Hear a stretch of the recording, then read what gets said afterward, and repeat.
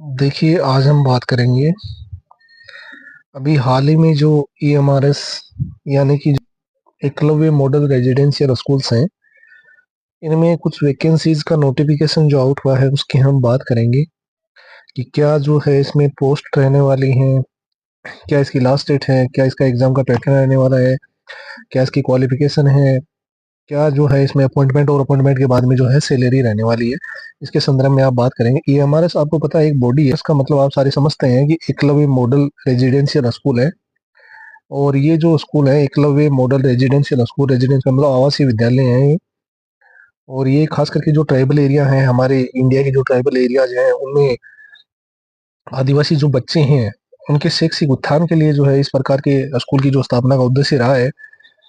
तो इसमें जो वैकेंसीज हैं उसकी बात करेंगे आज अब हम। तो इसकी एक बॉडी है, देखिए आप जैसे ऑनलाइन आप या ईएमआरएस सर्च करोगे गूगल पे, तो वहां पे आपको इसकी बॉडी है जो NESTS यानी कि national education society for tribal students. इस पे आपको जाना होगा गूगल पे। ये सोसाइटी बनी हुई है एक तरीके से। फिर उस पे आपको एक लिंक मिलेगा, ESSE स्टाफ सिलेक्शन एग्जाम, यानी कि ये NESTS है, नेट्स जो बोल सकते हैं, एजुकेशन सोसाइटी ट्राइबल स्टूडेंट्स। ये इनकी बॉडी जो है यही जो है इस एग्जाम को कंडक्ट करवाती है। इसी साइट पे आपको जो है इसकी सारी डिटेल्स मिलेंगी। इसका जो नोटिफिकेशन है, सिलेबस वगैरह जो है इसी पे, और इसी के माध्यम से आप अप्लाई कर सकते हो। तो इससे संबंधित हम जो सारी जानकारियां हैं, पोस्ट है, लास्ट डेट है, पैटर्न है, क्वालिफिकेशन, अपॉइंटमेंट, सैलरी सब की बात करेंगे। तो मैं आपको दिखाता हूँ। देखो, इसका जो है टोटल जो पोस्ट है इसमें टीचिंग और नॉन टीचिंग स्टाफ जो है सारा शामिल है इसमें। तो अब टोटल और पोस्ट की जो समरी है वो कुछ इस प्रकार से है। Principal, PGT, TGT, female staff nurse है, हॉस्टल वार्डन, अकाउंटेंट, ये जो है जूनियर सेक्रेटरीट असिस्टेंट यानी कि जो एलडीसी बोल सकते हैं इसमें, और लेबर अटेंडेंट, ऐसा करके कुल 7,267 इसमें पोस्ट है। खास बात यह है कि इसकी लास्ट डेट है ऑनलाइन एप्लीकेशन की, वो आपको ध्यान में रखना है, वो है 23 अक्टूबर 2025। 23 अक्टूबर 2000, लगभग एक महीना पूरा है इसमें। और इसमें इसमें जो संभावना कम होती है, लास्ट डेट जो है वो एक्सटेंड होने की संभावना कम होती है, तो समय रहते जो है इसमें अप्लाई करना जो है अच्छा रहता है। बात करते हैं इसकी फी की। तो फी जो है वो अलग अलग है, अलग अलग पोस्ट के लिए अलग अलग है। और SC ST और PWD और फीमेल कैंडिडेट का 500 रुपये, ठीक है। और जनरल OBC का जो है प्रिंसिपल पोस्ट के लिए तो 2500 रुपये है, और PGT के लिए 2000 रुपये है। यानी कि जो पोस्ट नंबर दे रखा है, जैसे इसमें लिखा हुआ है, देखो 1 2 3 4 5, टोटल जो है 8 नंबर है। पोस्ट के टोटल 8 प्रकार की पोस्ट हैं। तो उनमें इसने बोला है कि फी जो है पोस्ट नंबर 1 के लिए जनरल और OBC कैंडिडेट को 2500 रुपये देने पड़ेंगे। पोस्ट नंबर 2 और 3 का मतलब PGT और TGT, उसके लिए आपको देने पड़ेंगे जनरल और OBC कैंडिडेट को 2000 रुपये। और पोस्ट नंबर फीस काफ़ी अच्छी है इसकी, और मतलब काफ़ी ज़्यादा है फीस। तो जो यानी कि इनका उद्देश्य ये है कि जो काफ़ी सीरियस स्टूडेंट है वही जो इसमें पार्टिसिपेट करे। और निश्चित रूप से जो है इतनी फीस के साथ जो सीरियस स्टूडेंट है वही इसमें जो है एप्लीकेशन अपना जो है वो फिल करते हैं। ज़्यादा एप्लीकेशंस नहीं जाती हैं इसकी। फिर पोस्ट नंबर 4 से 8 के लिए 1000 रुपये है। पोस्ट नंबर 4 से 8 की बात करते हैं तो ये नॉन टीचिंग स्टाफ आ गया सारा, ठीक है। आगे हम बात करते हैं इसका जो विस्तृत नोटिफिकेशन है। ये मैंने आपको बताया EMRS स्टाफ सिलेक्शन कमीशन यानी कि ESSE। ये आप नेक्स्ट यानी इस पे जाओगे साइट पे तो आपको ये मिलेगा। मैंने ये डाउनलोड कर रखा है, इसमें देखो सारी चीज़ें आपको मैं दिखाता हूँ। तो इसमें फी पेबल, नॉन रिफंडेबल फी है इसमें, ठीक। अब फी भी 2 प्रकार की है इसमें, देखो एप्लीकेशन फी और प्रोसेसिंग फी। ये विस्तृत रूप से जो इसकी समरी दी गई है आप देख सकते हो। फी में क्या है कि फीमेल, SC ST और ये जो डिसेबल्ड हैं उन कैंडिडेट्स के लिए इसमें अलग से क्राइटेरिया है। तो इसमें एप्लीकेशन फी तो इनके लिए 0 रखा गया है। केवल यहाँ पे इनके लिए क्या है, प्रोसेसिंग फी है 500 रुपये इनकी। बात करते हैं अपनी। तो जो फ्रॉम कैंडिडेट अदर, यानी इनके अलावा जो भी कैंडिडेट्स हैं उनको आपको, अगर आप प्रिंसिपल की पोस्ट पर आवेदन कर रहे हैं तो आपको 2,000 रुपये एप्लीकेशन फीस के साथ में 500 रुपये प्रोसेसिंग फी देनी पड़ेगी, यानी कुल 2500 रुपये आपको देने पड़ेंगे। पीजीटी टीजीटी के लिए आपको कुल 2,000 रुपये देने पड़ेंगे। नॉन टीचिंग स्टाफ को कुल 1,500 रुपये देने पड़ेंगे। तो ये जो है ये फी के बारे में है। लास्ट डेट आपको बता दिया। लास्ट डेट जो है इसकी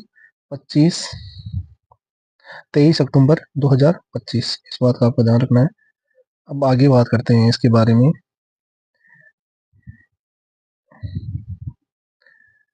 अब इसमें पोस्ट का जो है विवरण दिया गया है कि प्रिंसिपल की कितनी पोस्ट है, पीजीटी कितनी है, टीजीटी कितनी है, तो ये सब आप यहाँ पर देख सकते हो। फिर इसमें जो है पीजीटी के लिए जो है सब्जेक्ट वाइज इंग्लिश की 112 सबसे ज़्यादा पोस्ट किसी हो गई। इसमें केमिस्ट्री की सबसे फिजिक्स की सबसे ज़्यादा, मतलब साइंस स्ट्रीम जो है फिजिक्स केमिस्ट्री की काफ़ी अच्छी पोस्टें हैं, और हिस्ट्री की भी ठीक है। जियोग्राफी की तो 98 पोस्ट है भाई इसमें। इकोनॉमिक्स की भी ठीक है। तो इस प्रकार से पोस्ट का विवरण दिया गया है आपको यहाँ पे। टीजीटी के लिए भी देखो अलग अलग प्रकार से काफ़ी अच्छे से यहाँ पे आप विवरण दिया है, इसको आप देख सकते हो। फिर देखो आगे हम बात करते हैं हाँ इसकी क्वालिफिकेशन की। तो क्वालिफिकेशन तो सीधा सीधा है इसमें, जो पीजीटी और टीजीटी के लिए वही है जैसा अपने राजस्थान में फर्स्ट ग्रेड और सेकंड ग्रेड के लिए जो होता है। जैसे सेकंड ग्रेड के लिए अपने यूजी और बीएड होता है, और फर्स्ट ग्रेड के लिए पीजी और बीएड होता है। तो वही है, इसमें आपको जो है कंफ्यूज होने की जरूरत नहीं है। बहुत सारे चैनल्स पे मैंने देखा है कि वो इसकी क्वालिफिकेशन के बारे में ये बता रहे हैं कि जो इसमें आपको ग्रेजुएशन में भी, यानी आपके यूजी में भी वही सब्जेक्ट होना चाहिए जो आपके पीजी में है। यानी पीजी और यूजी में सब्जेक्ट आपको सेम होना चाहिए। जैसे मान लो मैं हूँ, तो मैंने बीएससी किया है और मैंने जो है जियोग्राफी से एमएससी किया है, एमएससी बोल सकते हैं। तो मैं भी इसके लिए एप्लीकेबल हूँ। ऐसा नहीं है कि मैं जो है ग्रेजुएशन भी किसी आर्ट्स स्ट्रीम से करूँ, ऐसा नहीं है। तो इसमें आपको कंफ्यूज नहीं होना है। बात करें सैलरी की, तो सैलरी जो है इसकी काफ़ी अच्छी सैलरी है। प्रिंसिपल की पोस्ट है जो लेवल 12 में है, बाकी पीजीटी की पोस्ट लेवल 8 में है। ये कुछ बेसिक है इसकी पीजीटी की 47,600। और ये बेसिक में आप ये मान के चलो, बेसिक में आप जोड़ दोगे, डीए जोड़ दोगे, इसके अलावा एचआरए होता है, और एक ट्रेवल अलाउंस होता है लगभग 1800 से 2500 रुपये के बीच में। और फिर डिडक्शन की बात करें तो इसमें आपको एनपीएस के रूप में 10% अमाउंट कटता है। तो नेट पे जो अमाउंट है जो आपके खाते में आती है पहले महीने से आपकी जो खाते में आती है, वो लगभग पीजीटी की बात करें तो हम 70,000 रुपये से ऊपर सैलरी होती है, लगभग 73-72 हज़ार रुपये सैलरी होती है। तो सैलरी की तो कोई बात ही नहीं है, इसमें काफ़ी अच्छी सैलरी होती है। सेंटर की जो जॉब होती है उसमें काफ़ी अच्छी सैलरी होती है। एग्जामिनेशन मोड जो है, अब बात करते हैं इसके पेपर पैटर्न की। ये यहाँ पर आपको समझने की बात है, क्योंकि पिछली बार से जो है इसमें चेंजेस किए गए हैं। पिछली बार जो इसका सिलेक्शन प्रोसेस था उसमें अब की बार क्या है, इसमें थोड़ा मॉडिफाई किया गया है इसको। तो इसमें जो है दो दो पहले तो क्या थी, पिछली बार जो एग्जाम हुई थी वो सिंपल सीधा एक ही फेज में जो एग्जाम थी। अब की बार 2 टीयर में एग्जाम होगी। टीयर फर्स्ट क्या होगा, टीयर फर्स्ट में जो है लिखा हुआ है देखो, प्रिलिमिनरी एग्जाम 100 मार्क्स का होगा। ये पूरा पैटर्न दिया गया है। रीजनिंग का है 10 क्वेश्चन, अवेयरनेस का 10 है। नेट्स की वेबसाइट्स पे जो है एकेडमिक एंड डिजिटल सिलेबस ये दिया गया है, और ये सारी चीज़ें हैं। टोटल जो है 100 क्वेश्चन आएंगे आपके 100 नंबर के, ठीक है। और ये खास बात ये है कि इस पेपर को आपको सिर्फ क्वालिफाई करना है। इसमें आप जो ये पार्ट 5 देख रहे हो ना 20 नंबर का, ये लैंग्वेज कॉम्पिटेंसी टेस्ट है, इंग्लिश और हिंदी का। इसमें जो है 10-10 क्वेश्चन आएंगे हिंदी और इंग्लिश की, और इसका जो 40% आपको दोनों को मिला के 40% जो है ये आप पास करोगे ना, तब भी आपका जो है बाकी का पेपर चेक हो पाएगा। सबसे पहले आपको पार्ट 5 को जो है क्वालिफाई करना होगा। ये खास बात है इसमें। पार्ट 5 में इंग्लिश और हिंदी के 20 क्वेश्चन आएंगे, 20 मार्क्स के, और उसमें से आपको 40% लाना जरूरी होगा, तभी आपका जो है ये बाकी के पार्ट चेक हो गए। इस बात का ध्यान रखना। फिर जैसे आपका पेपर फर्स्ट क्वालिफाई होता है, उसके बाद में आप जो है टीयर 2 के लिए क्वालिफाई हो जाते हो। लगभग 3 गुना जो है जितनी पोस्ट है उनकी 3 गुना जो है अभ्यर्थी वो टीयर सेकंड का एग्जाम देंगे। इस बात का ध्यान रखना। और टीयर सेकंड में भी इसके बाद क्या किया गया है, मॉडिफाई किया गया है भाई। क्या मॉडिफाई किया, 1:10 है ऐसा बोला है इसने। ओनली फॉर कैंडिडेट वो will short in the ratio of 1:10 against.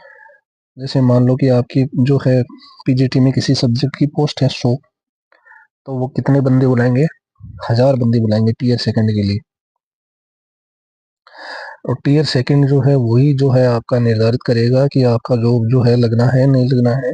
उसी के आधार पे, उसी के बेसिस पे आपकी क्या बनेगी, मेरिट बनेगी भाई। टीयर सेकंड के आधार पे आपकी क्या बनेगी, मेरिट बनेगी। और टीयर सेकंड में देखो क्या होने वाला है, सब्जेक्ट नॉलेज एग्जामिनेशन सिलेबस पूरा भी डाला हुआ है, अभी मेरे पास पीडीएफ है, वो मैं आपको दिखा देता हूँ।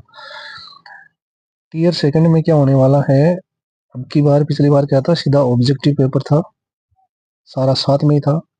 अब की बार टीयर फर्स्ट और टीयर सेकंड कर दिया। टीयर फर्स्ट में भी क्या है, जनरल हिंदी और इंग्लिश जो 10-10 क्वेश्चन है उनमें 40% लाने के बाद में आपका जो टीयर फर्स्ट का पेपर है, बाकी के जो उसमें पार्ट्स हैं वो आपके चेक होंगे। उसको क्वालिफाई करने के बाद में केवल 10 गुना अभ्यर्थी वो टीयर सेकंड में बैठेंगे। टीयर सेकंड में क्या होने वाला है, 40 क्वेश्चन दिए गए सिलेबस के अनुसार, ऑब्जेक्टिव होने वाले हैं, डिस्क्रिप्टिव 15 होने वाले हैं, टोटल क्वेश्चन होने वाले हैं 55। और मार्क्स देख लो आप, टोटल 100 मार्क्स का होने वाला है, 3 घंटे में आपको देना है। फिर इसमें जो है, इसमें टीयर सेकंड के बाद में आपका क्या होना है, इसको आप जो है मेरिट लिस्ट बन जाएगी। इसमें वेटेज ऑफ रिटन टेस्ट बोल रहा है tier second only, and interview will be in ratio and 20 while determining the merit list for the post of interview केवल किसके लिए, प्रिंसिपल के लिए है भाई, प्रिंसिपल की पोस्ट के लिए है। पीजीटी टीजीटी के लिए जो है ऐसा नहीं है, ठीक है।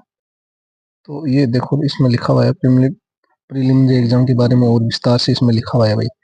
2 घंटे का, 2 घंटा और 30 मिनट का होगा भाई वो टीयर सेकंड। तो ये आपको समझ में आ गया। तो इस प्रकार से क्या है कि टीयर फर्स्ट में देखो क्या क्या होने वाला है।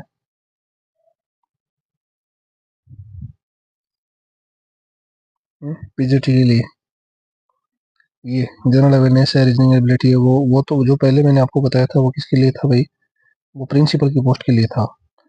ये जो है प्रिंसिपल की पोस्ट के लिए था। और पीजीटी के लिए पेपर फर्स्ट का जो टीयर फर्स्ट का जो पैटर्न रहने वाला है वो ये है। इसमें पार्ट जो छठा पार्ट आप देख रहे हैं, इनमें से आपको 20 में से 8 मार्क्स लाने पड़ेंगे, 40%। उसी के बाद में ये बाकी के पार्ट आपके चेक होंगे।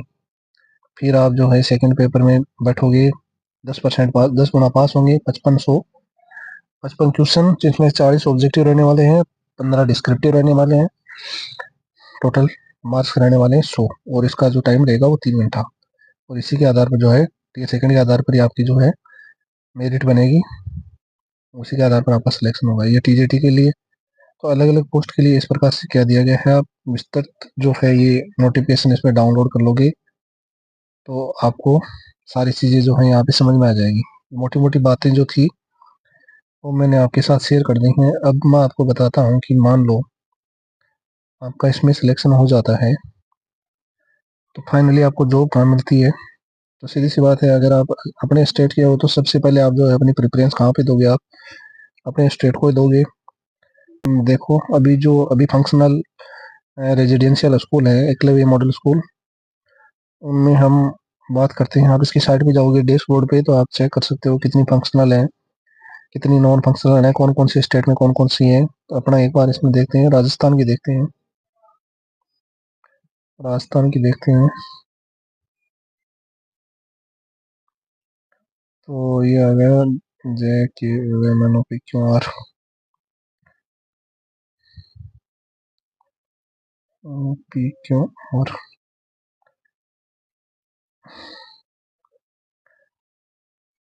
पी क्यू आर, ये अपना आ गया राजस्थान। तो राजस्थान में कौन कौन सी एकलव्य मॉडल स्कूल है, देखो काफी सारी हैं। देखो राजस्थान के अलवर जिले में भी हैं 2, बांसवाड़ा में खूब है, 1 2 3 4 5 6 स्कूल बांसवाड़ा में है, बारां में एक है, साबाद में, डूंगरपुर में एक है, 2 हैं, डूंगरपुर में 4 हैं भाई, सागवाड़ा और सिमलीवाड़ा में, जयपुर में भी 2 हैं, बस्सी और जमोरामगढ़। तो ऐसी बात नहीं है कि जयपुर में भी स्कूल नहीं है इसकी, जयपुर में भी स्कूल है काफी अच्छी जगह पर। तो आपको जॉब मिलती है तो आप पहले प्रेफरेंस, आपको पता है जयपुर दे सकते हो, हमारे राजस्थान में कैपिटल है। इसके अलावा करौली में भी है, टोडा भी में, प्रतापगढ़ में भी है, और सवाई माधोपुर में भी है बामनवास में, और सिरोही और टोंक में निवाई। निवाई में आपको पता है वनस्ती विद्यापीठ भी है, और उदयपुर में भी खूब सारी है। तो राजस्थान में देख सकते हो आप, मैंने जो आपको लिस्ट दिखाई है, तो ये जो है फंक्शनल है। केवल ये जयपुर वाली जो जमू रामगढ़ है ना, ये नॉन फंक्शनल है अभी। और सारी क्या है, और सारी काम कर रही है, वही चालू है। तो राजस्थान से आप अगर सेलेक्ट होते हो तो आपको पहली प्रेफरेंस आप देते हो, उसकी रिगार्डिंग आपको यहीं पे पोस्टिंग मिलनी है। तो ऐसी बात नहीं है, ये अपने को उम्मीद नहीं रखना है कि भाई बहुत दूर इसमें डूंगरपुर बांसवाड़ा में मिलेगी। तो ऐसा है, आपको सारी जानकारियां जो है इसके बारे में समझ में आई होगी। अच्छा लगा आपको तो जो है लाइक करिए, हमारे चैनल को सब्सक्राइब कर दीजिए, आप सपोर्ट करिए थोड़ा।